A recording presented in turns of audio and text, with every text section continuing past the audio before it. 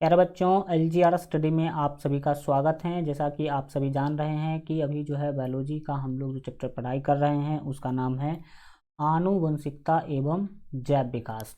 और आज इस चैप्टर का लास्ट क्लास होने वाला है और आज के क्लास में बहुत ही ज़्यादा महत्वपूर्ण कंसेप्ट वगैरह हम लोग समझने वाले हैं, जिसमें हम देखेंगे कि आपने देखा था पिछले क्लास में आनुवंशिकता से रिलेटेड बहुत सारे चीज़ों को, और आज भी हम लोग जैसे ब्लड में जो आनुवंशिकता होती है उसके बारे में पढ़ेंगे। ब्लड ग्रुप क्या है, ओ पॉजिटिव क्या होता है, नेगेटिव क्या होता है, सारे चीज़ों को जानेंगे। और आज 100% आपका यह चैप्टर जो है वो कंप्लीट हो जाएगा, तो आप सभी सेशन में लास्ट तक बन रहिएगा।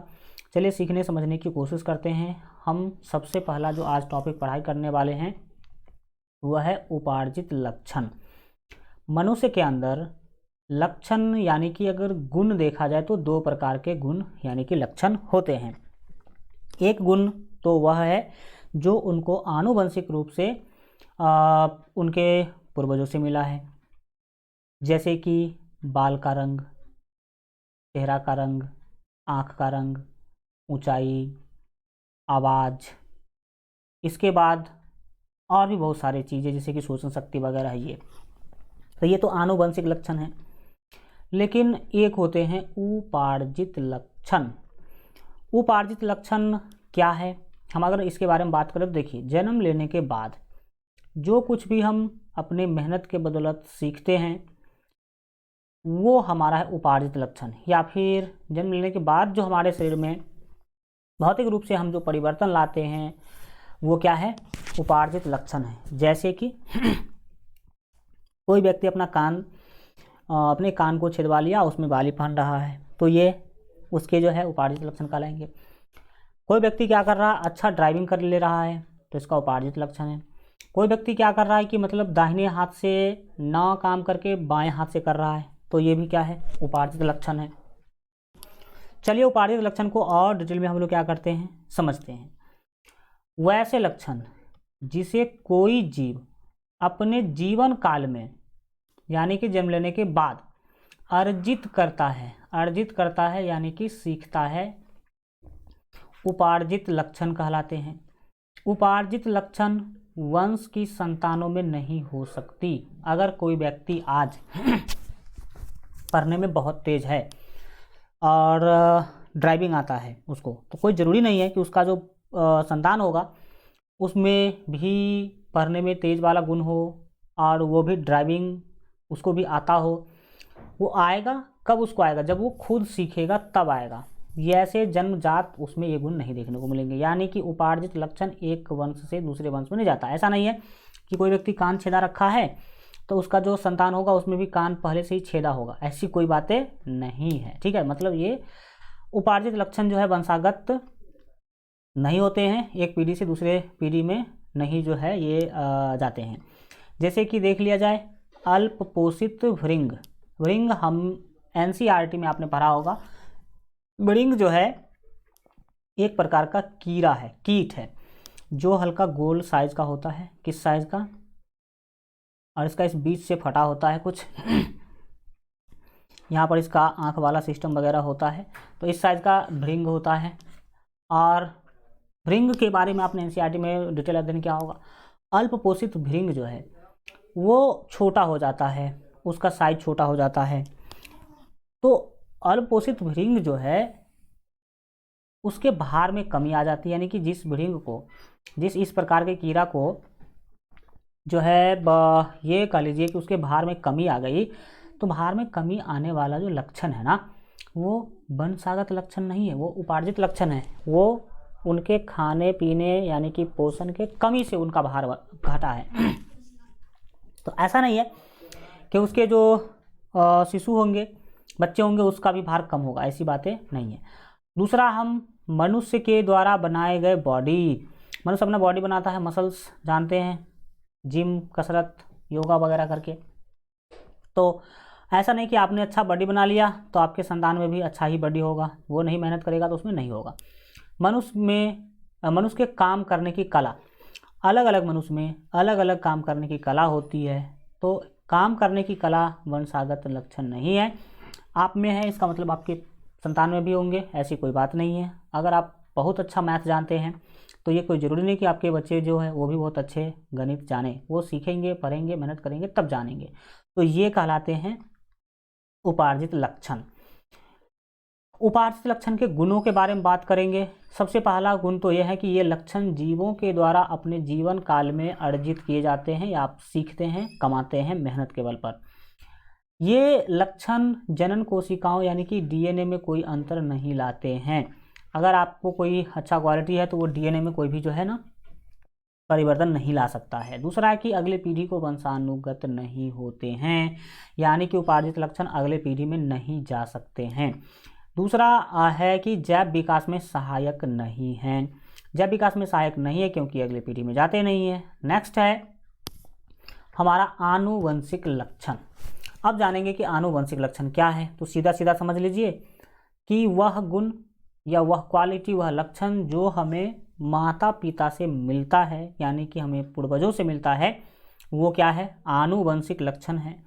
सीधा सीधा बोल सकते हैं कि वैसे लक्षण जिसे कोई जीव अपने जनक से प्राप्त करता है। जनक मतलब जन्म देने वाले से, ठीक है, माता पिता या फिर पूर्वजों से, आनुवंशिक लक्षण कहलाते हैं। ऐसे लक्षण को आनुवंशिक लक्षण कहेंगे। जैसे मानव के बालों एवं आँखों का जो रंग है, वो आँख का रंग, बाल का रंग, वो जनरली हमारे माता पिता पर निर्भर करता है। अगर माता पिता में किसी का आँख का रंग अगर भूरा टाइप वाला है तो ज़्यादा संभावना है कि बच्चों में भी ऐसा देखने को मिल सकता है। अगर हम बात करें आनुवंशिक लक्षणों के गुण के बारे में, तो पहला है कि ये लक्षण जीवों को वंशानुगत प्राप्त होते हैं, यानी कि अपने पीढ़ी, अपने पूर्वजों से हमें यह गुण मिलता है। दूसरा है कि ये जनन कोशिकाओं में घटित होती है, यानी कि डीएनए गुणसूत्र के कारण ही हमें मिल पाता है, ये हम सीखते नहीं हैं। इसके बाद तीसरा है कि ये अगली पीढ़ी में स्थानांतरित होते हैं, यानी कि आपका जो गुण है, वंशानुगत जो गुण है, आनुवंशिक गुण है, वो आपके अगले पीढ़ी में भी देखने को मिलेगा। इसके बाद है कि ये जैव विकास में सहायक होते हैं। बिल्कुल सही। जैव विकास में कैसे सहायक होते हैं आनुवंशिक लक्षण, वो हम आपको बताए हैं पीछे भी। इससे क्या होता है कि अलग अलग प्रकार के जीवों की उत्पत्ति होती है, ज़्यादा अगर विभिन्नता उत्पन्न हो जाती है तब। इसके बाद है रक्त।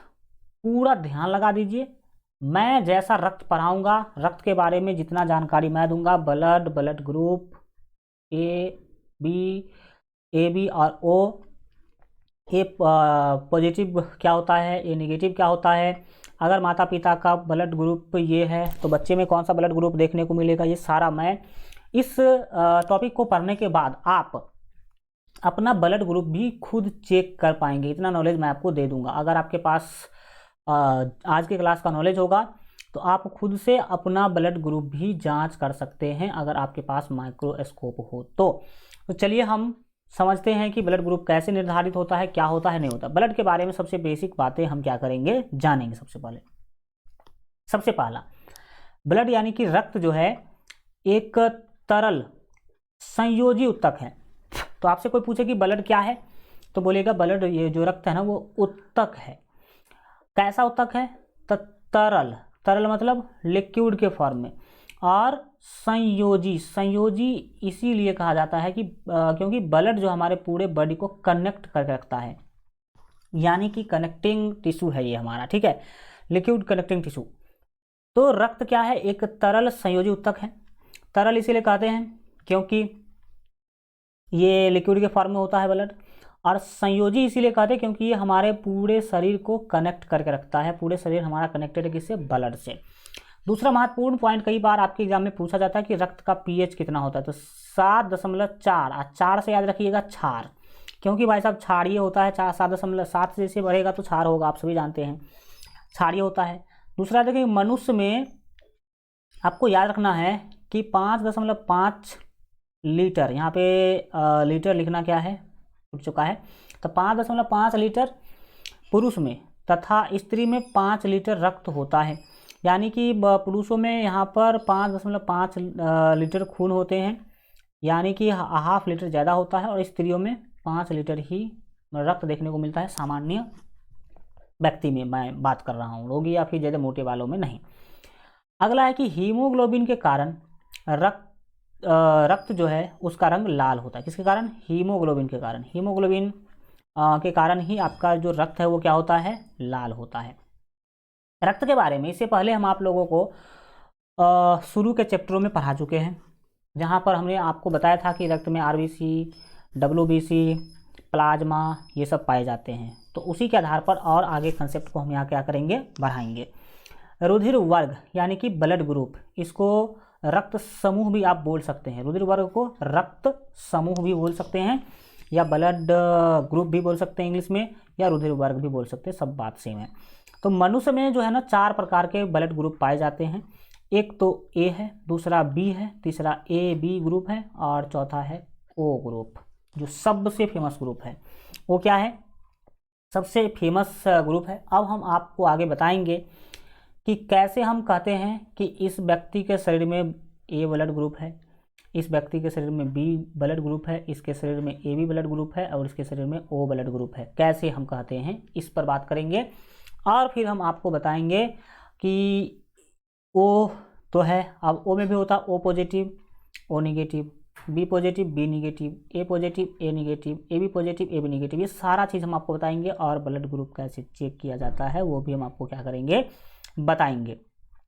तो चलिए समझने सीखने की कोशिश करते हैं। रक्त यानी कि ब्लड को देखा जाए तो ब्लड में एक चीज़ होता है प्लाज्मा, जिसके बारे में ऑलरेडी आप लोग पढ़ाई कर चुके हैं। प्लाज्मा जो है वो तरल पदार्थ होता है, तरल। और एक होता है आरबीसी, आरबीसी रेड ब्लड कर्पसल। याद रखिएगा कि प्लाज्मा का काम रोग से बचाना है, ये रोग रोधक होते हैं। प्लाज्मा क्या होते हैं, रोग रोधक, यानी कि हमें रोगों से लड़ने की शक्ति कौन देता है, तो प्लाज्मा देता है। और दूसरा आरबीसी, आरबीसी क्या है, ये आरबीसी ही रक्त वर्ग का निर्धारण करता है, यानी कि यही डिसाइड करता है कि कौन सा ब्लड ग्रुप इस व्यक्ति में है। तो ब्लड ग्रुप बताने का काम कौन करेगा, आरबीसी। और प्लाज्मा जो है इसका काम है हमें रोगों से बचाने का काम। किससे बचाने का काम, रोगों से बचाने का काम है। अब एक बात आपको यहाँ पर याद रखना है कि प्लाज्मा में पाए जाते हैं एंटीबॉडी। प्लाज्मा में क्या पाए जाते हैं, एंटीबॉडी। और एंटीबॉडी होते हैं 2 प्रकार के, ए या बी। एक एंटीबॉडी है ए, दूसरा एंटीबॉडी है बी। और आरबीसी में पाए जाते हैं एंटीजन। आरबीसी में क्या पाए जाते हैं, एंटीजन पाए जाते हैं। एंटीजन भी 2 प्रकार के होते हैं, ए और बी। तो ये भी ए बी और ये भी ए बी। तो याद रखने योग्य आपके लिए बात है कि एंटीजन को बड़ा ए और बड़ा बी से सूचित करते हैं, जबकि एंटीबॉडी को छोटा ए और छोटा बी से क्या करते हैं, सूचित करते हैं। तो एंटीबॉडी भी होते हैं 2 प्रकार के, और एंटीजन भी होते हैं 2 प्रकार के। एंटीबॉडी आपको पता होना चाहिए कि कहाँ पर पाए जाते हैं, आरबीसी पर पाए जाते हैं। और ये है आपका आरबीसी का मतलब फिगर, ऐसा ही आरबीसी होता है, ठीक है। आरबीसी ऐसा ही होता है, इसका जो आकार है वो ऐसा ही होता है, जबकि एंटीबॉडी का आकार कुछ इस तरह का होता है, ठीक है। इसमें भी 2 प्रकार होते हैं। ए वाला का ऐसा त्रिभुज टाइप होता है, ए वाला कैसा होता है, त्रिभुज टाइप होता है। और जो बी वाला होता है उसका राउंड टाइप यहाँ पे फिगर बनता है, गोल, ऐसे गोल। हम आपको आगे इसके बारे में और डिटेल में क्या करने वाले हैं, बताने वाले हैं। तो ये आपने समझा कि आरबीसी क्या है और एंटीबॉडी क्या है। अब देखिए आगे का खेल। अब आप जो है आगे समझेंगे कि कैसे हम बता पाते हैं कि कौन किस व्यक्ति में ए ब्लड ग्रुप है, किस व्यक्ति में बी ब्लड ग्रुप है। अब क्या किया जाता है वो ध्यान से समझने का क्या कीजिएगा, कोशिश कीजिएगा। मैं पहले बता देता हूँ कि क्या क्या होता है, क्या नहीं होता है। देखिए, जो रुधिर वर्ग ए है यानी कि ब्लड ग्रुप ए, उसमें एंटीबॉडी बी पाए जाते हैं और एंटीजन ए पाया जाता है। क्या याद रहा आपको कि जो ब्लड ग्रुप है ए ब्लड ग्रुप में एंटीबॉडी क्या होगा, बी होगा, और एंटीजन क्या होगा, ए होगा। और रुधिर वर्ग यानी कि ब्लड ग्रुप बी जो है, बी ब्लड ग्रुप में एंटीबॉडी आपका ए होगा और एंटीजन क्या होगा, बी होगा। सब फिगर के माध्यम से हम आपको आगे जस्ट समझाने वाले हैं। और बात करें रुधिर वर्ग ए बी के बारे में, यानी कि ब्लड ग्रुप ए बी के बारे में, तो ए बी ब्लड ग्रुप में एंटीजन ए तथा बी दोनों पाए जाते हैं। एंटीजन ए भी होगा इसमें और बी भी होगा, लेकिन इसमें एंटीबॉडी नहीं पाया जाता है, इसमें एंटीबॉडी नहीं पाया जाता है।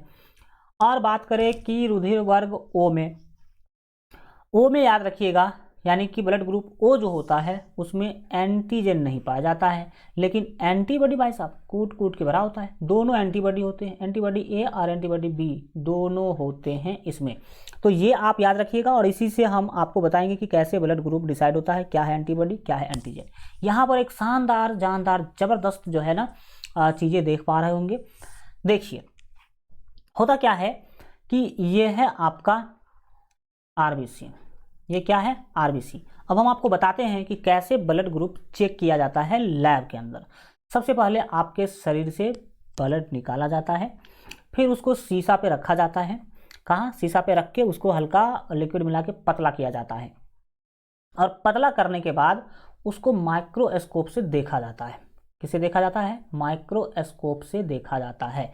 और माइक्रोस्कोप से जब अगर आपके ब्लड ग्रुप को जांच करने की बारी है तो माइक्रोस्कोप में केवल आरबीसी को देखा जाता है, क्योंकि आरबीसी ही ब्लड ग्रुप हमें बताएगा कि इस व्यक्ति में कौन सा ब्लड ग्रुप है।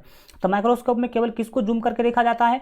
माइक्रोस्कोप में केवल आरबीसी को जूम करके देखा जाता है, जो कि इस तरह का आकार वाला होता है। आरबीसी इस तरह के आकार वाला होता है, ठीक है। अब क्या किया गया? माइक्रोस्कोप से किसको जूम किया गया? आरबीसी को।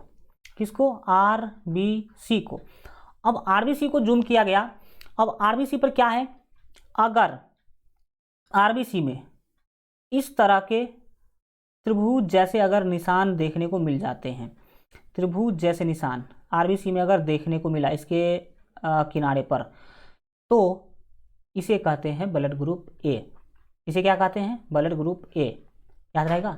जिसमें इस तरह का निशान अगर देखने को मिला, जैसे कि यहाँ पर आप देख सकते हैं कि इधर की ओर जो निकला हुआ है, इस तरह का जो चीज़ें हैं, इस तरह का अगर निकला हुआ दिखता है जिस आरबीसी पर, जिसके ब्लड में आरबीसी पर ये त्रिभुज जैसा कोण अगर बना हो तो उसे कहा जाता है ब्लड ग्रुप। देखिए ए भी इस तरह से बनता है, और यहाँ पर साइन भी देखिए ए की तरह बना है कि नहीं, साइन ए की तरह बना है कि नहीं। तो जिसके रक्त में आरबीसी के ऊपर इस तरह का साइन बना होता है उसमें समझा जाता है कि यह ब्लड ग्रुप ए है।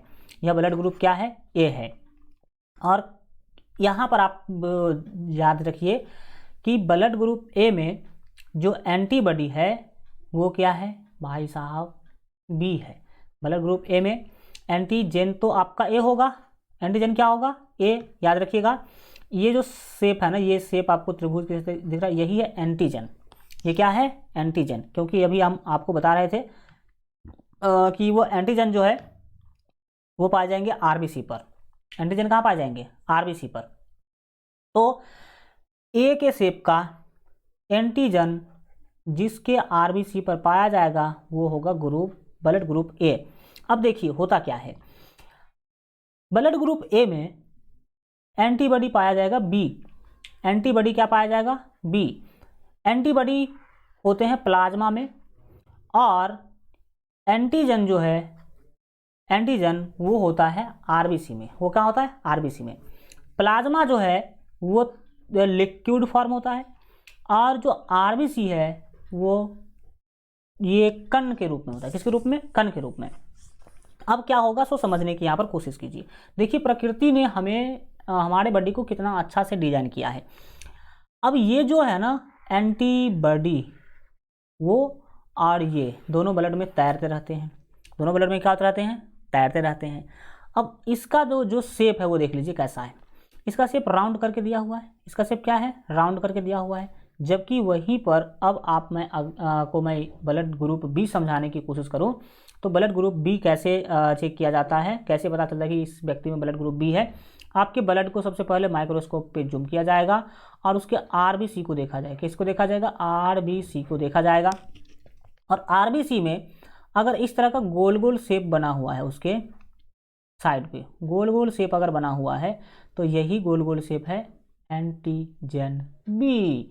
और जिसमें एंटीजन बी पाया जाएगा बोल देता है कि इसका ब्लड ग्रुप बी है। ब्लड ग्रुप क्या है? बी है। अब ब्लड ग्रुप बी में एंटीजन जो माइक्रोस्कोप में ये देखने को मिला इस तरह वाला गोल वाला, तो कहा गया कि क्या है? यह ब्लड ग्रुप बी है। और ब्लड ग्रुप बी में ए एंटीबॉडी पाए जाएंगे। एंटीबॉडी कौन पाया जाएगा भाई साहब? ए पाया जाएगा। एंटीबॉडी क्या पाया जाएगा? ए। अब मैं आपको बताता हूँ एक बात। ब्लड ग्रुप ए में अगर एंटीबॉडी ए पाया जाता तो क्या होता है। देखिए, अगर ब्लड ग्रुप ए में एंटीबॉडी ए होता तो दिक्कत खड़ा हो जाता।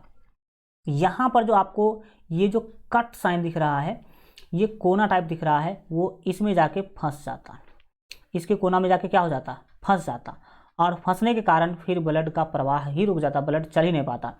इसीलिए ध्यान से देखेंगे, देखिए कि प्रकृति ने हमारे बॉडी को कैसे डिजाइन किया है। ब्लड ग्रुप ए में बी एंटीजन दिया है, और इसका जो ये मुंह है ना एकदम गोल वाला है, गोल वाला है, इसमें जाके फंसवे नहीं करेगा, इसमें जाके फंसेगा ही नहीं, और दोनों अपना तैरता रहेगा, अपना अलग अलग मस्ती करेगा ब्लड के अंदर। तो देख लीजिए कि भगवान, ये प्रकृति ने हमारे बॉडी को कैसे डिजाइन किया है। अब आपने देखा कि जो ब्लड ग्रुप बी है उसका तो ये एंटीजन जो है वो गोल शेप में है, एंटीजन किस शेप में है, गोल शेप में है।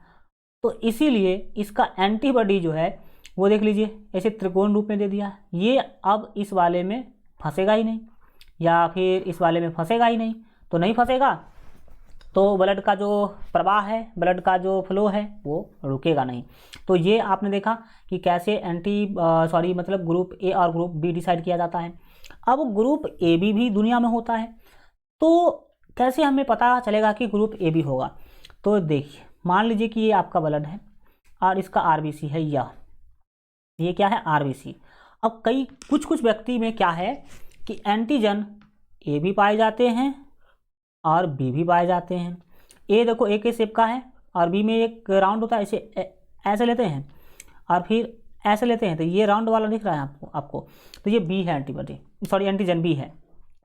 तो किसी किसी व्यक्ति में क्या है, ए एंटीजन भी देखा जाता है, एंटीजन ए भी देखा गया, ये क्या है, एंटीजन ए, और उसमें एंटीजन बी भी है, उसमें साथ साथ एंटीजन बी भी दिखाई देता है, एंटीजन बी भी दिखाई देता है। तो जिसमें एंटीजन ए और बी दोनों दिखाई देता है तो फिर आपको लैब वाले कहते हैं कि बउआ आपके जो ब्लड है वो उसका ग्रुप ए बी है, यानी कि इसमें दोनों प्रकार का क्या पाया जाता है, वो एंटीजन पाया जाता है। लेकिन याद रखिए, ब्लड ग्रुप ए बी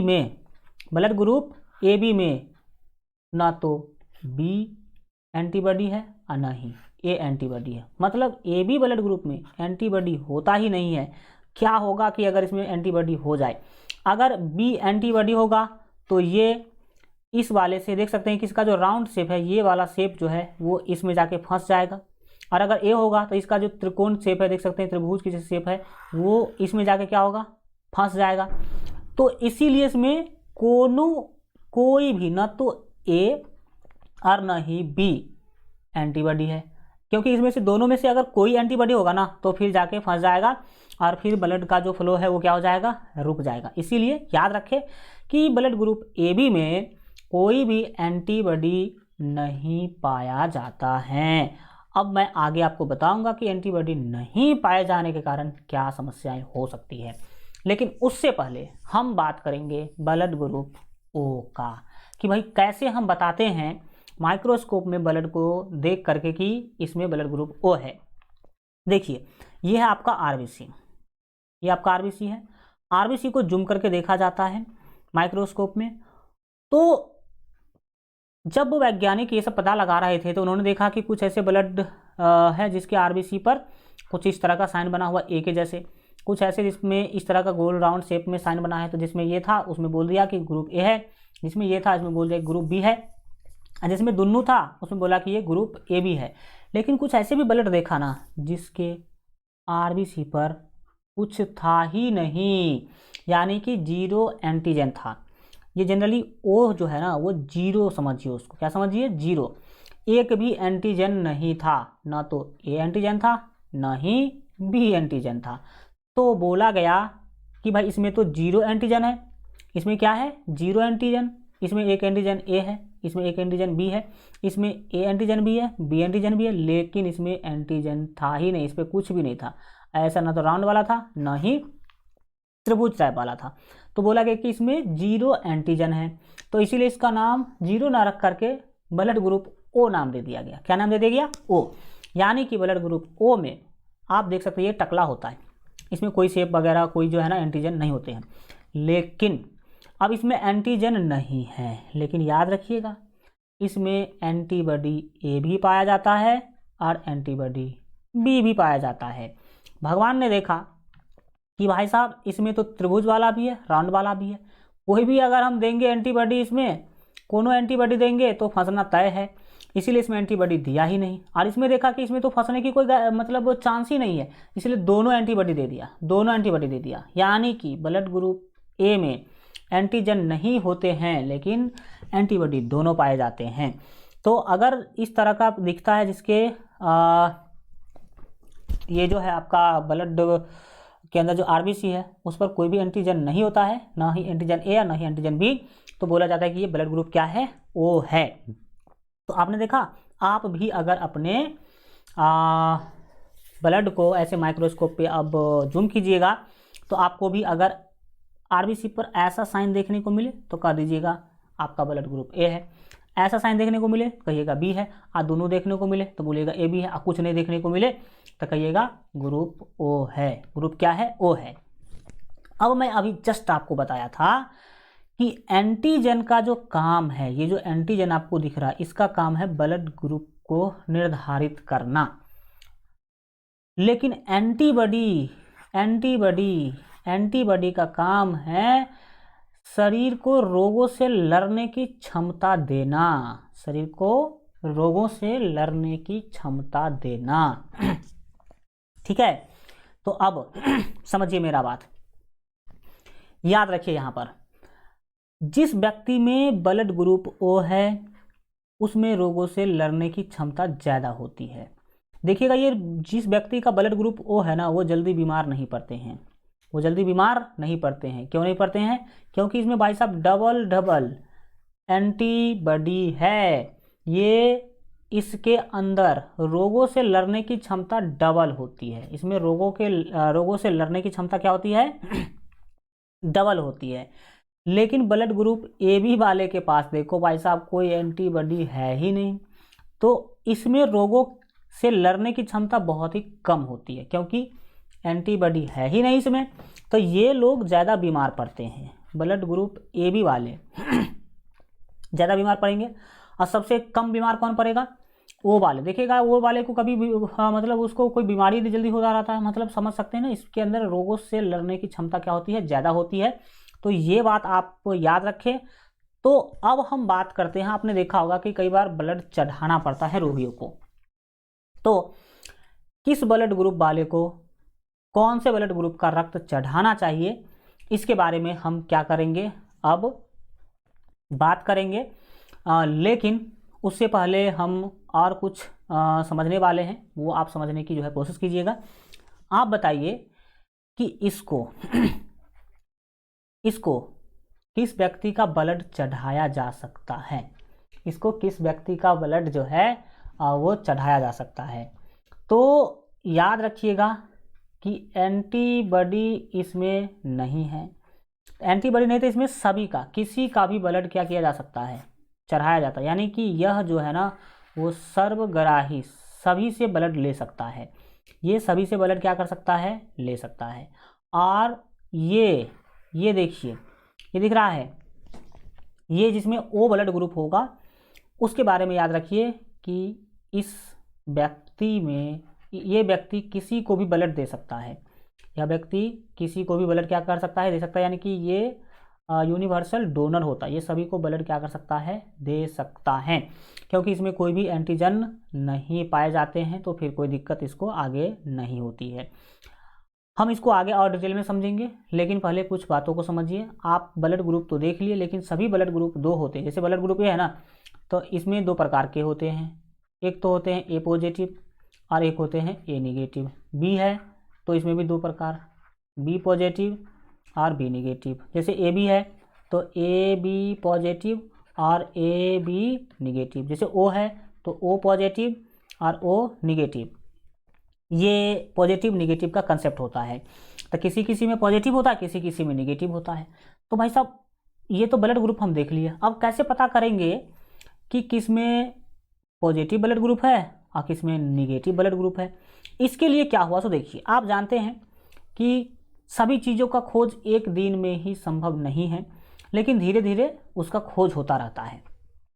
हुआ क्या, एक बार याद रखेंगे कि वीनर साहब, कौन, वीनर साहब ने एक व्यक्ति नहीं, बंदर का नाम था रीसस नाम के बंदर का ब्लड जो है वो माइक्रोस्कोप में देख रहे थे। ठीक है, तो माइक्रोस्कोप में देख रहे थे तो उसने देखा एक अजीब सी चीज़। ये जो आपका आरबीसी है, आरबीसी पर एक अजीब सा चीज़ देखा। अभी तक लोग या तो त्रिभुज के टाइप का आकृति देखते आ रहे थे या नहीं तो राउंड शेप का आकृति देखते आ रहे थे, लेकिन वीनर साहब ने जब रीसस बंदर का ब्लड जो है ना माइक्रोस्कोप में देख रहे थे तो उन्होंने एक अजीब चीज़ देखा। उसने देखा कि एक इस तरह का आकृति भी है आरबीसी पर, इस तरह का आकृति, इस तरह का आकृति भी है, इस तरह का आकृति भी उसने क्या करा, देखा। तो ये तीसरा चीज़ आ गया आरबीसी के कोड पे, ये तीसरा डिजाइन आ गया। लेकिन उन्होंने चेक किया कि ये सभी में नहीं होता है, किसी किसी में यह होता है और किसी किसी में नहीं होता है। किसी किसी के ब्लड में ये वाला साइन होता है और किसी किसी के ब्लड में ये वाला साइन नहीं होता है। तो यहाँ से एक कंसेप्ट और बढ़ गया। तो वीनर साहब ने ही कहा कि देखो, जिसमें ये वाला साइन दिख रहा है ना, ये आयत वाला, जिसमें है वो पॉजिटिव है और जिसमें नहीं है वो निगेटिव है। तो जैसे कि आप देख सकते हैं इस व्यक्ति का ब्लड ग्रुप बी है, लेकिन इस पर ऐसा वाला साइन देखने को नहीं मिला, मतलब नहीं मतलब निगेटिव, नहीं मतलब निगेटिव। तो जिस पर RH फैक्टर, इसी को कहा गया RH फैक्टर, इसको क्या कहा गया, RH फैक्टर। ये RH फैक्टर जिस पे था उसका ब्लड ग्रुप पॉजिटिव और जिसमें नहीं था उसका ब्लड ग्रुप निगेटिव माना गया। और ब्लड ग्रुप चेक करने का बस 5 मिनट का काम होता है। तो देखिए इसका नाम, ये जो चीज़ आपको दिख रहा है, ये चीज़, ये है एंटीजन ए, ये है एंटीजन बी और इसे कहा गया RH फैक्टर। RH फैक्टर क्यों नाम दिया गया, क्योंकि ये जो चीज़ है सबसे पहले वीनर साहब ने किसके ऊपर देखा, तो रीसस बंदर के ब्लड में देखा। रीसस बंदर एक बंदर का प्रजाति जिसका मुंह लाल होता है, आपने देखा होगा, मुंह लाल, मुंह वाला बंदर। कैसा मुंह वाला बंदर, लाल मुंह वाला बंदर आपने देखा होगा। तो रीसस बंदर के ब्लड में ही सबसे पहली बार ये RH फैक्टर जो है देखा गया। इसीलिए जो है ना RH लिया गया। देखिए RH फैक्टर इसे बोला गया। ठीक है, रीसस बंदर के नाम के कारण ही। तो पहला पॉइंट याद रखेंगे कि RH फैक्टर का कंसेप्ट, RH फैक्टर का जो अवधारणा है वो वीनर साहब ने क्या किया था, दिया था। और दूसरा याद रखेंगे कि वीनर ने सबसे पहले रीसस बंदर में RH का पता लगाया था। और तीसरा याद रखेंगे कि जिस रक्त के RBC पर RH फैक्टर नहीं पाया जाता है उसे RH निगेटिव कहा जाता है, और जिस पर पाया जाएगा उसे RH पॉजिटिव कहा जाएगा। उसे क्या कहा जाएगा, RH पॉजिटिव कहा जाएगा। जैसे कि देखिए इस व्यक्ति के ब्लड में, अब अगर मान लीजिए कि कोई व्यक्ति का ब्लड था, उसका RBC था ये, उसका RBC क्या है, ये है। इसमें जब आपने माइक्रोस्कोप से जूम किया तो ये वाला साइन भी देखने को मिला। ये क्या है, ये जो त्रिभुज तरह का साइन में बना रहा हूँ, ये क्या है, यह है एंटीजन ए। तो एंटीजन ए देखने को मिला। इससे पता चला कि इसका ब्लड ग्रुप क्या है, ए है। इससे पता चला कि इसका ब्लड ग्रुप क्या है, ए है। लेकिन एंटीजन ए के साथ साथ इसमें RH फैक्टर भी देखने को मिला।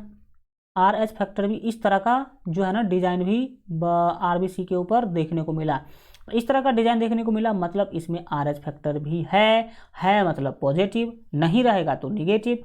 तो RH फैक्टर है मतलब ये ए पॉजिटिव ब्लड ग्रुप है। क्या है, ए पॉजिटिव ब्लड ग्रुप है। ठीक है, तो अब आपको मैं एक दूसरा एग्जांपल दे रहा हूँ। यहाँ पर देख सकते हैं कि ये ब्लड, ये RBC है, इस पर एंटीजन बी है। एंटीजन क्या है, बी है, लेकिन इसमें RH फैक्टर नहीं है। RH फैक्टर नहीं है, तो नहीं है तो ये ब्लड ग्रुप कहलाएगा बी निगेटिव। क्या कहलाएगा, बी निगेटिव। ऐसे यहाँ पर निगेटिव का साइन देना मैं भूल गया हूँ। ये बी निगेटिव है और ये ए पॉजिटिव है। ये बी निगेटिव और ये क्या है, ए पॉजिटिव है। तो कुछ समझा आपने। अब मान लीजिए मैं आपको ये इस तरह का ब्लड ग्रुप बनाने के लिए बोल रहा हूँ। मान लीजिए कि आपका जो ब्लड है वो बी पॉजिटिव है। आपका ब्लड क्या है, बी पॉजिटिव है, या फिर हाँ बी पॉजिटिव है, तो आप इसका कैसे बनाएंगे, आर एच फैक्टर के साथ कैसे आप बनाएंगे। तो बी पॉजिटिव है तो आपका जो आरबीसी होगा वो ऐसा होगा, और आपके आरबीसी पर एंटीजन ये वाला पाया जाएगा, राउंड शेप वाला एंटीजन क्या होगा पाया जाएगा, यानी कि एंटीजन बी पाया जाएगा, और एंटीजन बी के साथ साथ आर एच फैक्टर भी पाया जाएगा, तब आपका ब्लड ग्रुप बी पॉजिटिव कहलाएगा। ठीक है, जैसे आपको मैं बता दूं कि मेरा ब्लड ग्रुप जो है वो ओ पॉजिटिव है, मेरा ब्लड ग्रुप क्या है, ओ पॉजिटिव है।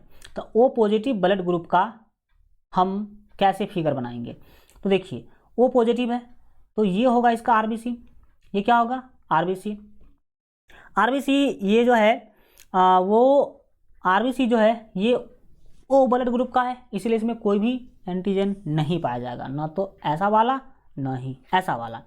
अब ये पॉजिटिव है, इसका मतलब इस पर आर एच फैक्टर पाया जाएगा, इस पर आर एच फैक्टर क्या होगा पाया जाएगा। तो इस तरह से आप भी अपने ब्लड का क्या कर सकते हैं, जो फिगर है बना सकते हैं कि आपका कौन से ग्रुप का है। तो ओ पॉजिटिव ऐसे देखा जाएगा, और ओ नेगेटिव कौन है भाई साहब, ओ नेगेटिव केवल ऐसे टकला, इसमें न तो एंटीजन बी होगा, न ही एंटीजन ए होगा, और न ही आर एच फैक्टर होगा। तो इस तरह के जो ब्लड ग्रुप है वो कहलाएंगे ओ निगेटिव। कौन सा कहलाएगा, ओ निगेटिव कहलाएगा। ठीक है, तो ये आपने देखा कि कैसे ब्लड ग्रुप डिसाइड होता है, कैसे पॉजिटिव और कैसे निगेटिव हम बोलते हैं। अब बढ़ेंगे आगे, नोट में कुछ महत्वपूर्ण चीज़ हम आपको बता दे रहे हैं कि रक्त समूह ओ जो है ना सर्वदाता रक्त समूह कहा जाता है। ओ देखो भाई टकला होता है, ओ निगेटिव, इस पे न तो एंटीजन बी होगा, ना ही एंटीजन ए होगा, और न ही आर एच फैक्टर होगा, तो ये टकला है। ये किसी में मिला दीजिए, कोई रुकावट नहीं आएगी, कोई रुकावट जो है नहीं आएगी। तो इसीलिए याद रखिए कि ओ निगेटिव जनरली ओ ही पूछा जाता है, अगर ओ निगेटिव ऑप्शन में तो ओ निगेटिव लगाइए, निगेटिव नहीं तो सीधा ओ लिखा रहेगा। क्या लिखा रहेगा, ओ। तो सीधा याद रखिए कि रक्त समूह ओ निगेटिव जो है वो सर्वदाता रक्त समूह कहा जाता है, यानी कि सभी को ब्लड दे सकता है, ये किसी को भी यह ब्लड दे सकता है। दूसरा, रक्त समूह ए बी पॉजिटिव को सर्वग्राही रक्त समूह कहा जाता है, ए बी नेगेटिव को सर्वग्राही रक्त समूह कहा जाता है। ये किसी से भी ब्लड ले सकता है, ये क्या कर सकता है, किसी से भी ब्लड ले सकता है।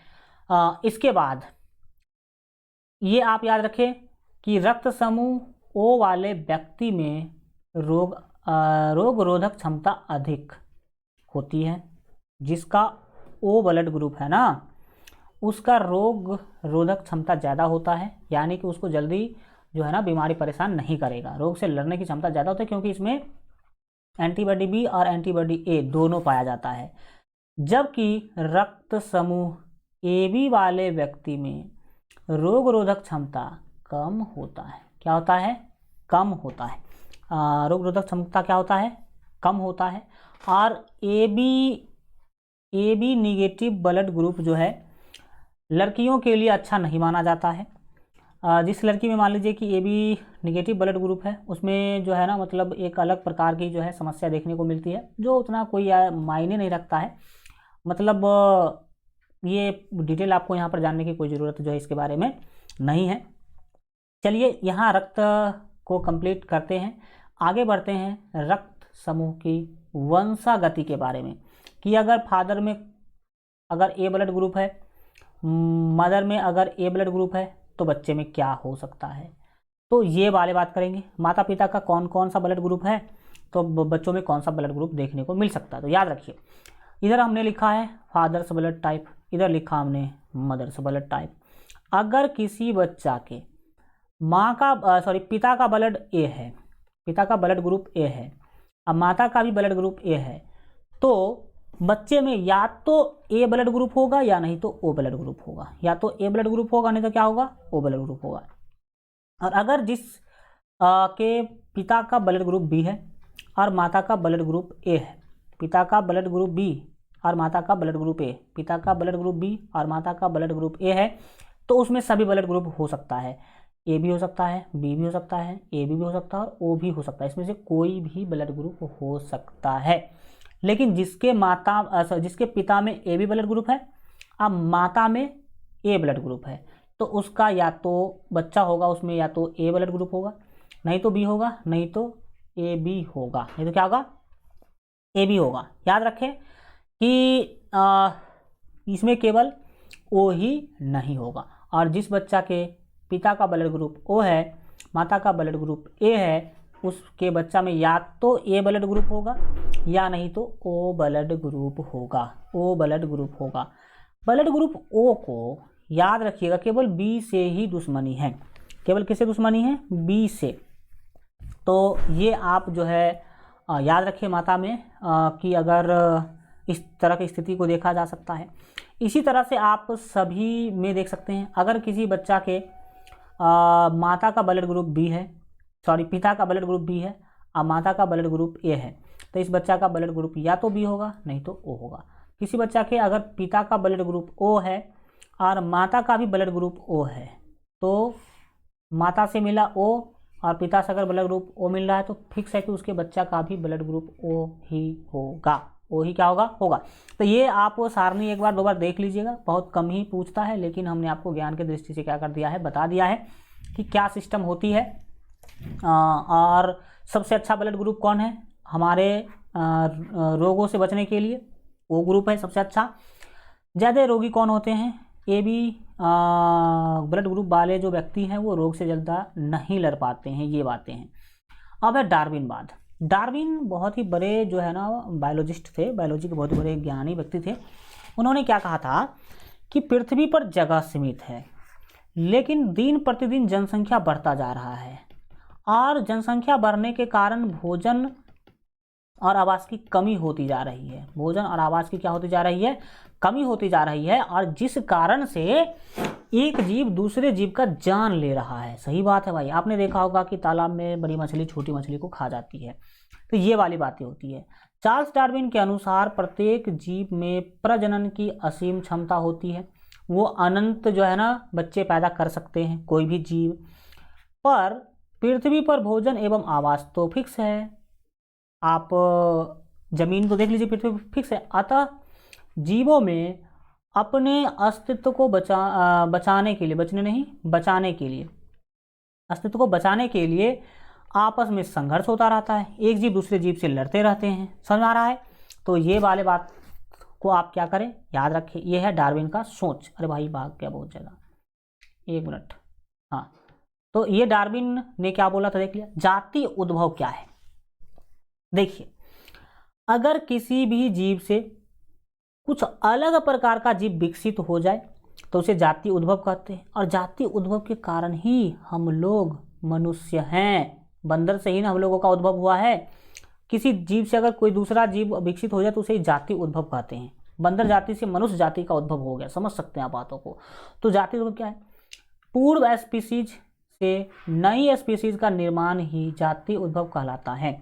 यानी कि पुराने जीवों से नए जीवों का निर्माण ही जाति उद्भव कहलाता है। मनुष्य भी जाति उद्भव का ही उदाहरण है, बंदर से ही तो मनुष्य बना है। डार्विन ने बताया कि किसी भी स्थान पर जीवों के लक्षणों में थोड़ा थोड़ा परिवर्तन होता रहता है। कोई भी जीव जो है उसमें हल्का हल्का परिवर्तन, डिफरेंस होते रहता है, या तो वो विकसित होता रहता है या तो फिर वो कमजोर होते रहता है। इसके साथ ही प्रकृति की भौतिक परिस्थितियों में भी परिवर्तन होता रहता है। वातावरण जो है वो भी हल्का चेंज होता रहता है, जिससे लगातार प्राकृतिक चयन की भी उसमें भी चयन भी उनके विरुद्ध काम करते रहते हैं। और इन कारणों से सैकड़ों वर्षों में इतने लक्षण में काफ़ी परिवर्तन हो जाते हैं, इनके लक्षण में जो है काफ़ी परिवर्तन होता है। जैसे बंदर था, अब बंदर के लक्षण में, आकार में धीरे धीरे परिवर्तन होता गया और हजारों वर्षों के बाद बंदर मनुष्य में बदल गया, हम लोग बन गए। तो ये चीज़ें आप समझ में आ रहा है। तो ये ही क्या है, आपका जाति उद्भव में परिवर्तन हो जाता है, जिससे नई प्रजाति की जो है उत्पत्ति होती है, नई प्रजाति का उत्पत्ति हो जाता है। जैसे बंदर से मनुष्य बन गए हम लोग, इसे ही जाति उद्भव कहते हैं। इसे क्या कहते हैं, जाति उद्भव कहते हैं। नेक्स्ट बात करेंगे प्यारे बच्चों हम लोग अभिलक्षण के बारे में। लक्षण जो है हमारा गुण वो ही है। देखिए, बाहरी आकृति अथवा व्यवहार का विवरण अभिलक्षण कहलाता है। आप बाहर से कैसे देखने में हैं, गोरे हैं, काले हैं, आपका फेस कैसा है, गोल मुंह है, लंबा मुंह है, या फिर आपके आंतरिक लक्षण कैसे, आपके व्यवहार कैसे हैं, आपके बात करने का शैली कैसा है, आपके चलने का तरीका क्या है, ये सभी मिला के ही कहलाते हैं अभिलक्षण। दूसरे शब्दों में अगर बोला जाए तो याद रखिएगा कि विशेष स्वरूप अथवा विशेष प्रकार, यानी कि विशेष रूप और विशेष काम करने की क्षमता अभिलक्षण कहलाती है। जैसे कि हमारे 4 पाद होते हैं, यानी कि मनुष्य के 4 पांव होते हैं, यह एक अभिलक्षण है। ये याद रखिए कि हमारा जो आगे वाला जिसको हम हाथ कहते हैं ना, वो पांव ही है, अग्रपाद है ये हमारा। हाथ क्या है, हाथ जिसे हम लिखते हैं खाते हैं, वो हमारा अग्रपाद है, आगे वाला पांव है। बंदरों में देखेंगे तो उससे भी वो चलता ही है, बंदर अभी भी उसी हाथ से आगे वाला पांव से चलता भी है। तो हमारे 4 पाद है, ये एक अलग प्रकार का हमारा लक्षण है। पौधे में प्रकाश संश्लेषण होता है, यह भी एक विशेष प्रकार का अभिलक्षण है। यह भी क्या है, एक विशेष प्रकार का क्या है बच्चों, अभिलक्षण है। नेक्स्ट हम बात करेंगे समजात अंग के बारे में, फिर बात करेंगे असमजात अंग के बारे में, फिर बात करेंगे अवशेषी अंग के बारे में, और 10 से 15 मिनट के अंदर आपका यह क्लास ही क्या होगा, कंप्लीट हो जाएगा। ये चैप्टर ही कंप्लीट होगा, क्लास नहीं, पूरे चैप्टर ही आपका क्या हो जाएगा कंप्लीट हो जाएगा। तो चलिए देखते हैं क्या होता है नहीं होता है। समजात अंग किसे कहते हैं, देखिए समजात अंग क्या है, विभिन्न वातावरण में रहने वाले जंतुओं के कुछ ऐसे अंग जो रचना और उत्पत्ति के दृष्टि से तो समान होते हैं, यानी कि उसका विकास यानी कि उत्पत्ति और रचना जो है ना वो एक ही तरीका से हुआ है, परंतु वातावरण के अनुसार वे भिन्न भिन्न कार्यों का संपादन करते हैं।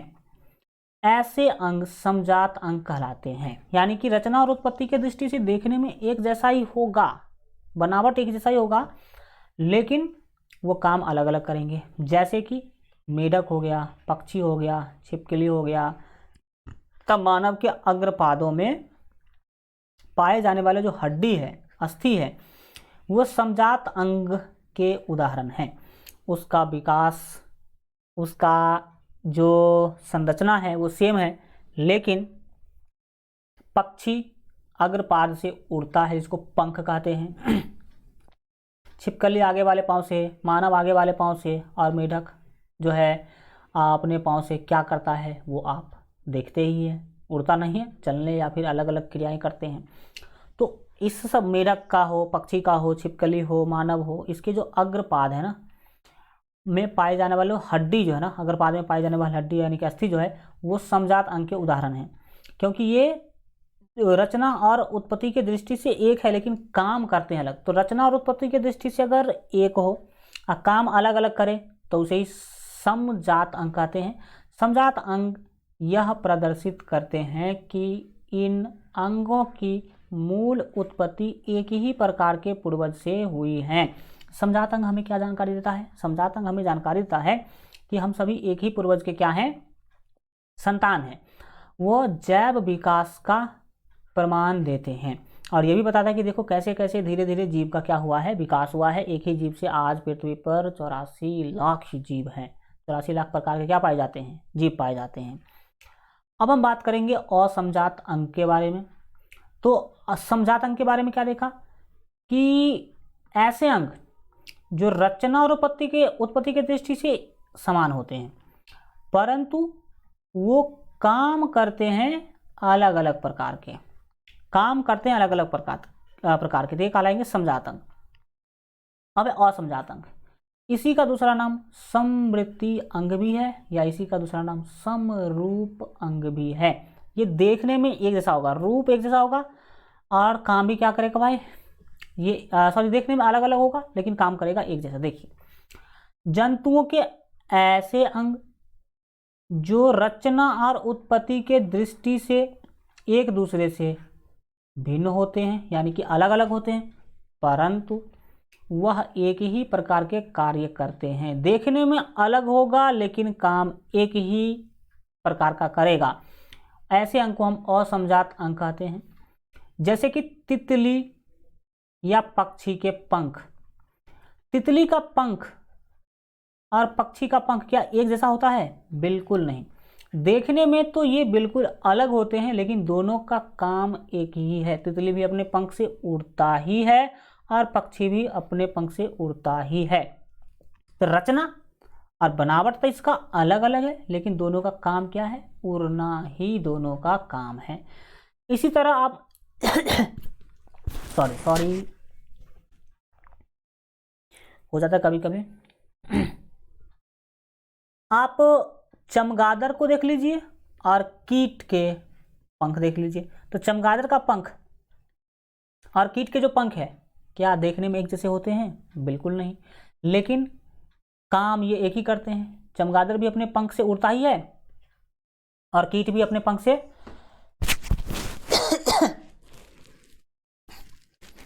सॉरी 1 मिनट दीजिए। कीट भी क्या करते हैं? अपने पंख से प्यारे बच्चों वो उड़ते ही हैं। तो देखने में अलग अलग है, लेकिन काम एक ही करते हैं। ये सभी असमजात अंग के क्या हैं? उदाहरण हैं। अब असमजात अंग हमें क्या बताता है? असमजात अंग यह प्रदर्शित करते हैं कि जंतुओं के अंग जो समान कार्य करते हैं अलग अलग पूर्वजों से विकसित हुए हैं। जो अंग अलग अलग तरह का काम कर रहा है, मतलब वो एक पूर्वज के संतान नहीं है, वो सभी अलग अलग पूर्वज के क्या हैं? संतान है, यानी कि पीढ़ी है। अब बात करेंगे अवशेषी अंग के बारे में।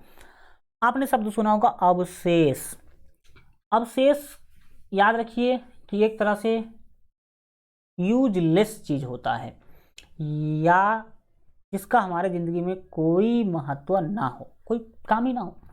तो हमारे बॉडी में आपको पता होना चाहिए कि बहुत सारे ऐसे अंग है जिसका आज के टाइम पर हमें उसका कोई ज़रूरत नहीं है। जैसा कि हमने बोला आपको कि मनुष्य का जो विकास है वो बंदर से हुआ है। तब बंदर में होते थे पूंछ होता था। दूसरा, बंदर के शरीर पर बाल होते थे बहुत ज़्यादा। इसके बाद और भी बहुत सारी चीज़ें हैं। तो पूंछ और बाल जरूरी नहीं है, लेकिन फिर भी आप देखेंगे तो हमारे रीढ़ के अंतिम में जो आप देखिएगा तो हल्का जो है वो निकला हुआ पाया जाता है। रीढ़ का अंतिम छोर निकला होता है, जो पूंछ का अवशेष है। और हमारे शरीर पर बाल भी है, धीरे धीरे कम हो गया, लेकिन है तो अभी भी बाल।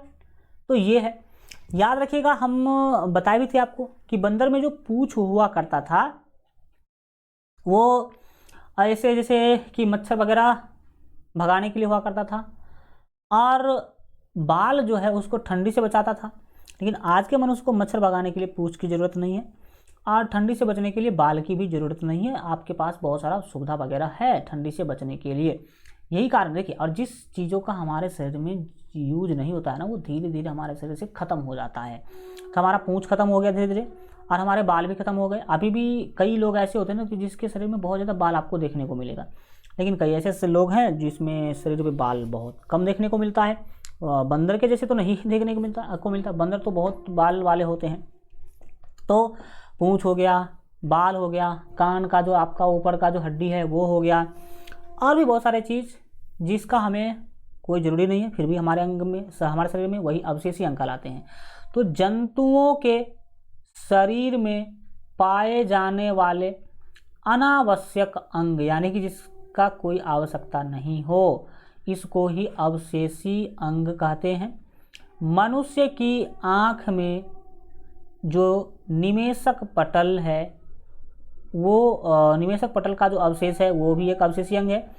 मनुष्य के रीढ़ का अंतिम पूछ दंड, उसका भी कोई ज़रूरी नहीं है। कान की पेशियाँ, उसका भी ज़रूरी नहीं है। शरीर का बाल, इसका भी कोई ज़रूरी नहीं है। ये सारे के सारे अवशेषी अंग के क्या है? उदाहरण हैं। तो हम आशा करते हैं कि आप अवशेषी अंग समझे होंगे। नेक्स्ट बात करेंगे जीवाश्म के बारे में। जीव का जो अवशेष होता है, अवशेष होता है, उसे ही कहते हैं जीवाश्म। यानी कि कोई जीव हजारों लाखों वर्ष पहले मर गया और उसका हड्डी कहीं है, या फिर उसके हड्डी का निशान है, तो वही कहलाएगा जीवाश्म। देखिए जीवाश्म क्या होता है। भूतकालीन जंतुएं जो पुराने टाइम पर जीव जंतु हुआ करते थे, या पौधों के कठोर अंग, अब मांस तो अभी मिलेगा नहीं, हड्डी ही मिल पाएगा, कठोर अंग की छाप अथवा उनके अवशेष, या तो कठोर अंग का छाप आपको कहीं पर पत्थर या चट्टानों पर देखने को मिलता है, या उनके अवशेष देखने को मिलते हैं, अवशेष यानी कि हड्डी देखने को मिल जाए, जो पृथ्वी के चट्टानों पर या चट्टानों पर था उसके बीच में दबे हुए पाए जाते हैं। चट्टानों पर था नहीं, ये या होना चाहिए, क्या होना चाहिए, चट्टानों पर या उसके बीच में दबे हुए पाए जाते हैं, जीवाश्म कहलाते हैं। या तो चट्टान के ऊपर देखने को मिलता है, या उसके अंदर जब जमीन को खोदिएगा तो उसके अंदर देखने को मिलते हैं हड्डी वगैरह, तो वो जीवाश्म कहलाते हैं। जीवाश्म जैव विकास के विभिन्न चरणों या अवस्थाओं को दर्शाते हैं। कैसे कैसे जीव का विकास हुआ, इस चीज़ों को दिखाने का काम जीवाश्म करता है। जीवाश्म कितने पुराने हैं ये कैसे पता लगा सकते हैं आप? जीवाश्म कितने पुराने हैं ये कैसे पता लगा सकते हैं? देखिए, जब खुदाई किया जाता है ज़मीन का, तो खुदाई करने पर पृथ्वी की सतह के निकट वाले जीवाश्म गहरे सतह पर पाए गए जीवाश्म की अपेक्षा अधिक नए होते हैं। जैसे कि मान लीजिए कि आपने खुदाई किया, इतना गड्ढा क्या कर दिया, खोदा, इतना गड्ढा आपने क्या करा, खोदा। कुआं खोदते वक्त में भी बहुत सारे जीवाश्म देखने को मिलते हैं, इतना गड्ढा आपने खोदा, तो यहाँ पर आपको एक हड्डी मिला ए, नीचे गया आप तो यहाँ पर भी आपको एक हड्डी मिला बी। इसमें से पुराना कौन होगा, तो पुराना होगा बी और नया कौन होगा, ए। क्योंकि देखिए, जो जितना ज़्यादा नीचे है इसका मतलब वो उतना ज़्यादा पुराना है, क्योंकि पृथ्वी पर धीरे धीरे उस पर धूलकण जमता गया, धूलकण जमता गया, जमते जमते जमते जमते इतना मोटा धूलकण इस पर क्या हो गया, जम गया, और इस पर धूलकण जमा तो इतना ही मोटा धूलकण जमा है, तो ये नया है, और नीचे वाला क्या होता है, पुराना होता है। समझ में आ रहा चीज़ें? तो इसके आधार पर भी हम कई बार उसके एज का पता लगाते हैं, लेकिन आगे बताएंगे हम आपको, एक पूरे डेट भी पता करने की जानकार टेक्नोलॉजी है मनुष्य के पास। अब बात करेंगे कि फॉसिल, ये ऐसे होगा, चांद होगा इस पर। फॉसिल डेटिंग क्या है? डेटिंग मतलब इसे निर्धारित कर पाते हैं कि कौन जीवाश्म कितना ज़्यादा पुराना है।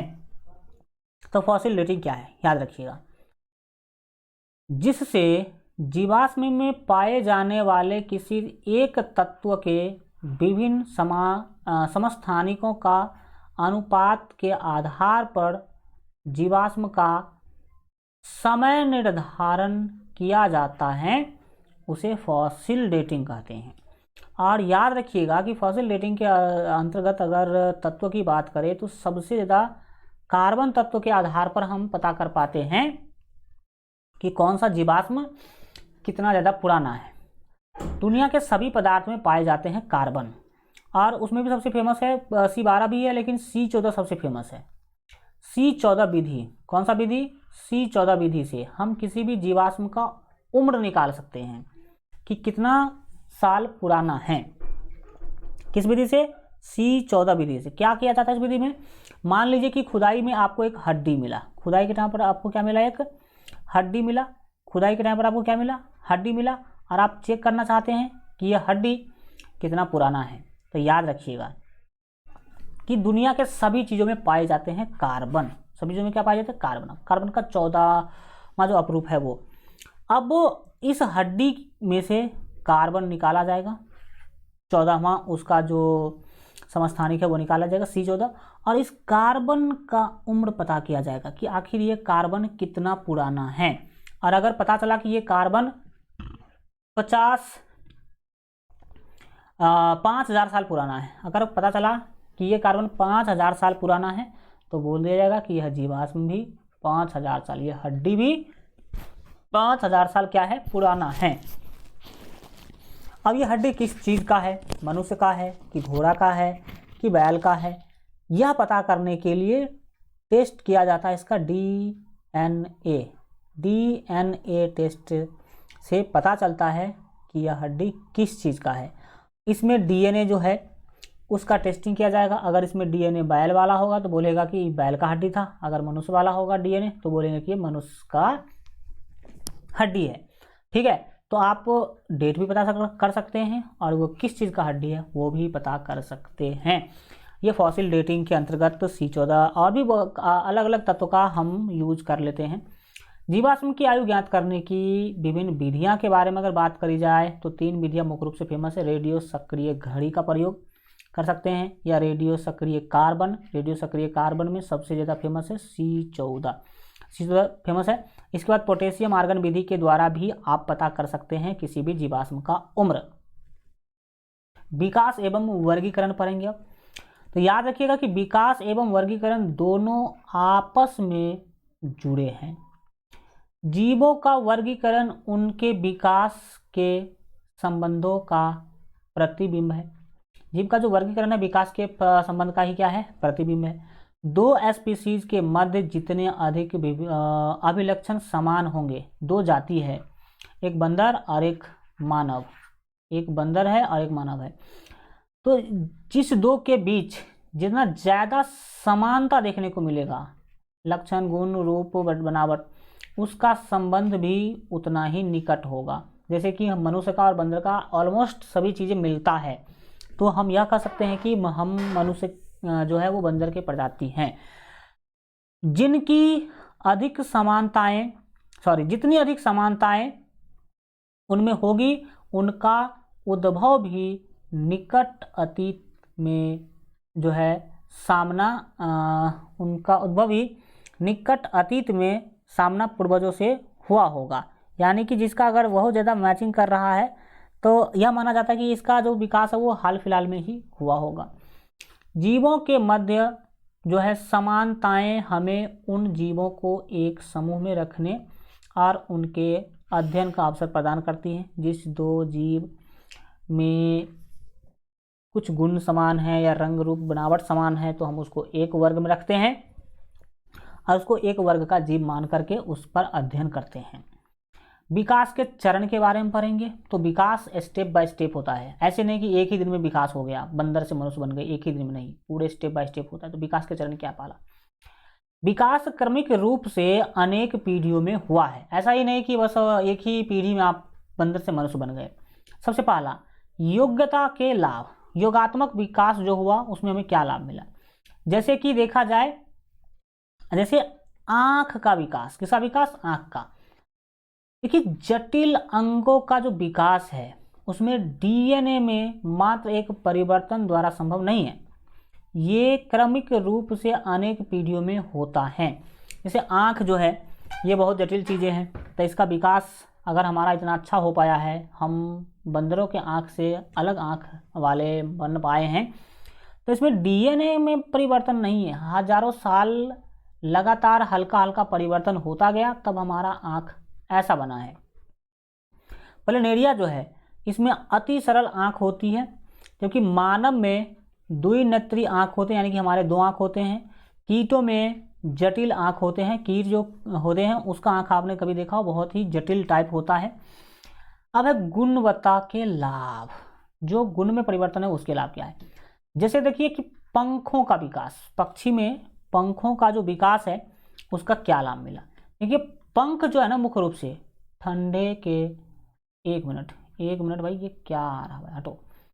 पंख जो है वो ठंडे, अरे भाई, पंख ठंडे के जो है मौसम में उष्मारोधन के लिए विकसित हुए थे।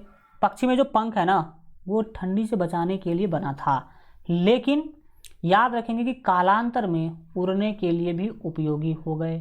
हमारे जो आज के चालाक पक्षी है उसको पंख दिया गया था भाई साहब गर्मी के लिए, ठंडी से बचने के लिए, लेकिन आज के पक्षी ने क्या किया, उस पंख का यूज उड़ने में कर लिया।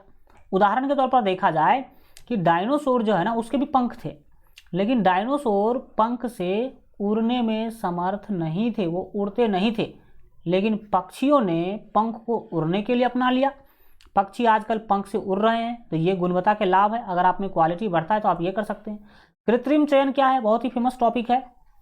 आप खुद क्या करते हैं, किसी चीज़ में विकास ला देते हैं, उसके जो है ना मतलब गुण वगैरह में परिवर्तन ला देते हैं, और एक चीज़ से अलग अलग प्रकार की चीज़ें बना लेते हैं। यही कृत्रिम परिवर्तन। देखिए, बहुत अलग दिखने वाली संरचनाएं एक समान परिकल्प से विकसित हैं। आपको लगता होगा कि मेढक या फिर छिपकली हमसे तो बहुत अलग है, लेकिन वो हमारे ही पूर्वज हैं। अगर समजात अंग के आधार पर हम बात करें तो मेढक और छिपकली वगैरह जो है ना, वो हमारे ही पूर्वज हैं। हम लोगों के द्वारा ही उसका विकास हुआ, या उसके द्वारा ही हम लोगों का विकास हुआ है। आपको देखने में लगेगा बहुत अलग है, लेकिन एक ही जो है ना पूर्वज से समझ लीजिए कि विकसित होते हैं। जैसे कि आप बात किया जाए कि जंगली गोभी इसका अच्छा उदाहरण है।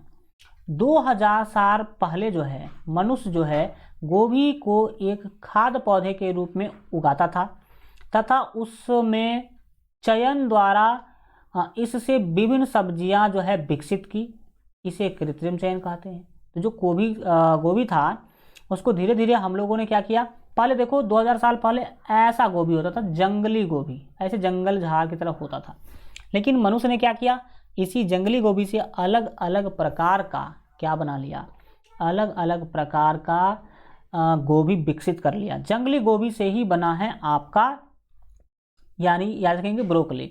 ब्रोकली हरा होता है, लेकिन फूल गोभी के जैसा ही जनरली इसका जो है ना डिजाइन होता है।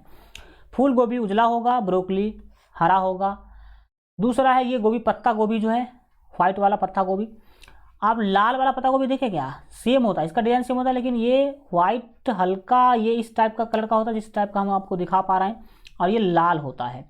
अगर आपने नहीं देखा है तो आप ढूंढिए अपने मार्केट में, कहीं ना कहीं आपको, बड़े मार्केट में आपको मिल जाएगा लाल पत्ता गोभी। ठीक है। इसके बाद ये केल है। इसके बाद याद रखिएगा कि जंगली गोभी से ही गांठ गोभी का विकास हुआ है। गांठ गोभी देखिए इस तरह का गांठ टाइप होता है, इसके ऊपर से हरा कवर लगा होता है। इसको हरा कवर हटाइएगा तो अंदर में व्हाइट मूली जैसा होता है, अंदर में क्या होता है, मूली सा व्हाइट। हमारे खेतों में इसका भी खेती हो चुका है, ये तो सभी के यहाँ होता है, ये भी हम उगा चुके हैं, ये भी उगा चुके हैं। इतने हम 4 प्रकार के गोभी हम अपने खेतों में देख चुके हैं। ये नहीं देखा मैंने अपने खेतों में, तो नहीं देखा है, लेकिन मैंने मार्केट में देखा है, और ये मैंने मार्केट से लाया भी है कई बार। ये है केल वगैरह, पता नहीं, यहाँ पर तो फिगर ही केल का नहीं क्लियर है। तो आपने देखा, आप कह ही नहीं सकते हैं कि जंगली गोभी से ही लाल गोभी भी बना और उसी से ब्रोकली भी बना। देखिए दोनों देखने में कितना डिफरेंस है, दोनों में दोनों को देखिएगा तो बहुत ज़्यादा डिफरेंस है। आप देख लीजिए गांठ गोभी को और ब्रोकली को देख लीजिए, बहुत ज़्यादा डिफरेंस है कि नहीं, लेकिन इसका विकास एक ही पूर्वज से हुआ है, जंगली गोभी से ही। इसी तरह याद रखिए कि बंदर, मनुष्य, छिपकली, मेढक सभी देखने में बहुत अलग है, लेकिन हो सकता है कि वो एक ही जीव से सारे जीवों का क्या हुआ हो, उत्पत्ति हुआ हो। ये संभावनाएं लगाई जा सकती हैं। ठीक, अब बढ़ेंगे आगे और मानव विकास के अध्ययन के मुख्य साधन के बारे में पढ़ेंगे। मानव का विकास कैसे कैसे हुआ, ये कैसे हम पता करते हैं। तो सबसे पता ज़्यादा चलता है उत्खनन के द्वारा। उत्खनन होता है, मान लीजिए कहीं पर खुदाई हुआ तो वहाँ पर हमारा अवशेष मिलता है, पुराने चीज़ें मिलती हैं, तो हमें पता चलता है कि पुराने लोग इस तरह का चीज़ यूज करते थे। और सबसे पुराना सभ्यता जो अभी तक का मिला है वह है हड़प्पा सभ्यता। कौन सभ्यता? हड़प्पा सभ्यता, जिसको मोहनजोदड़ो जिसके जो है नगर था मुख्य रूप से। हड़प्पा सभ्यता याद रखेंगे भारत की सबसे पुरानी सभ्यता है, जिसका खुदाई 1921 ईस्वी में जो है मतलब किया गया था। ये आपको याद रखना नहीं है, क्योंकि ये 12th के जो बच्चे हिस्ट्री पढ़ते हैं उसको पढ़ाई करना है, आपको नहीं पढ़ना है। तो खुदाई से सबसे ज़्यादा हमें पता चलता है कि कैसा हमारा पूर्वज था, कैसे रहते थे। दूसरा, डीएनए अनुक्रम का निर्धारण भी करते हैं हम, डीएनए से भी पता लगाते हैं कि कैसे कैसे विकास हुआ। तीसरा, समय निर्धारण के आधार पर भी हम देखते हैं। और जीवाश्मों का अध्ययन, जीवाश्म जो कहीं हड्डी मिला, कहीं कुछ मिला, हाथ कहीं टांग मिला, उसके द्वारा भी हम सीखते हैं कि कैसे हमारे पूर्वज रहते थे, कैसे हमारे पूर्वज का हाथ पांव हुआ करता था। और आधुनिक सामान्यताओं एवं जीवाश्म जो है याद रखिएगा अभिलेखों से पता चलता है। आधुनिक जो है मान्यताओं एवं जीवाश्म के बारे में अभिलेख वगैरह जो राजा महाराजा टाइपिंग करवा के पत्थरों पे या फिर किसी भी तरह से रखा हुआ है, उससे भी पता चलता है। मनुष्य का उद्भव याद रखिएगा बहुत फेमस पॉइंट मैं बताने जा रहा हूँ, आप जानते हैं कि पूरे पृथ्वी पर मनुष्य है, तो कहीं ना कहीं मनुष्य का उत्पत्ति तो हुआ होगा किसी न किसी देश में। तो याद रखिएगा कि मनुष्य का उद्भव जो है अफ्रीका से हुआ है। कहाँ से हुआ है? अफ्रीका से। आप बोलेंगे सर कैसे पता चला कि अफ्रीका से हुआ? तो पता ऐसे चला कि सबसे पुराना अवशेष अफ्रीका में ही देखने को मिल रहा है। सबसे पुराना मनुष्य का अवशेष कहाँ देखने को मिल रहा है? अफ्रीका में देखने को मिल रहा है। और ऐसी मान्यता है कि मनुष्य अफ्रीका से क्रमशः पहले पश्चिम एशिया गया, फिर मध्य एशिया गया, और फिर यूरेशिया गया, और फिर दक्षिण एशिया गया, और फिर पूर्व एशिया की ओर बढ़े और बसे तथा क्रमशः पूरी पृथ्वी पर फैल गए। उत्पत्ति कहाँ हुआ? अफ्रीका में। कहाँ हुआ? अफ्रीका में। और अफ्रीका से पूरे पृथ्वी पर मनुष्य क्या हो गए? फैल गए। इस क्रम में जलवायु परिवर्तन हुआ। इस क्रम में आप देखिए सभी देश के लोगों के जो रंग रूप हैं वो कहाँ है? क्या एक जैसा है? नहीं है। तो उत्पत्ति हुआ अफ्रीका से, लेकिन अफ्रीका से ही पूरी दुनिया के अलग अलग देशों में चले गए। अब सभी देशों का जो वातावरण है अलग है। कहीं पर ज़्यादा ठंडी होती है, कहीं पर ज़्यादा गर्मी होती है, कहीं पर ज़्यादा बरसात वाला मौसम है, कहीं रेगिस्तान है, तो कहीं दलदल वाला स्थान है, कहीं मैदानी क्षेत्र है, कहीं पहाड़ी इलाका है। तो सभी मनुष्य जो है अफ्रीका से पूरी दुनिया में फैले तो उसमें परिवर्तन आ गया। जो व्यक्ति जिस तरह के वातावरण में रहा उसमें उस तरह का परिवर्तन देखने को मिला। जो ठंडा प्रदेश में चला गया वो गोरा गोरा हो गया, जो गर्म प्रदेश में रहा वो काला काला हो गया। दक्षिण अफ्रीका का देखते होंगे आप लोग। तो ये सारे परिवर्तन देखने को मिले। इस क्रम में देखिए कि जलवायु परिवर्तन तथा अन्य परिस्थितियों के कारण उनमें विभिन्नताएं उत्पन्न हुई। कोई गोरा हो गया, कोई काला हो गया, कोई भुटवा हो गया, किसी का दांत बड़ा हो गया, किसी का मुंह जो है ज़्यादा फैल हो गया है। समझ रहा है कि नहीं? परंतु सभी एक ही स्पीसीज होमोसेपियंस के सदस्य हैं। है तो सभी देखने में अलग अलग, लेकिन सभी एक ही स्पीसीज, एक ही जाति के सदस्य, जिसका नाम है होमोसेपियंस। तो पूछा जाए कि मनुष्य के पूर्वज कौन है तो होमोसेपियंस। याद रहेगा। तो हम किसके संतान है? होमोसेपियंस के संतान है। पुराने मनुष्य को होमोसेपियंस आप कह सकते हैं। इस तरह से इस चैप्टर का हो गया इतिश्री। अब हम अगले क्लास में इस चैप्टर से रिलेटेड प्यारे बच्चों क्या करेंगे? क्वेश्चन, सब्जेक्टिव क्वेश्चन पढ़ेंगे, और फिर उसके बाद ऑब्जेक्टिव क्वेश्चन पढ़ेंगे। आशा करते हैं कि आप लोगों को जो आज का क्लास है इसमें बहुत ढेर सारी चीज़ें जो है सीखने को मिला होगा। अगर आपको लगता होगा कि नहीं हमने कुछ अच्छा सीखा है और कुछ अच्छा हमें मिला है, तो कृपा करके आप इस चीज़ों को अपने दोस्त मित्र भाई बहन के पास भी शेयर कीजिए। बताइए सभी को कि एलजीआरएस स्टडी पर इस तरह से आरबी यादव सर जो है क्लास लेते हैं, इस क्वालिटी की क्लास लेते हैं, और ताकि उनका भी भला हो सके। बाकी हम मिलते हैं आप लोगों से अगले क्लास में। तब तक अपना ख्याल रखिए और एलजीआरएस स्टडी देखते रहिए। Goodbye, take care.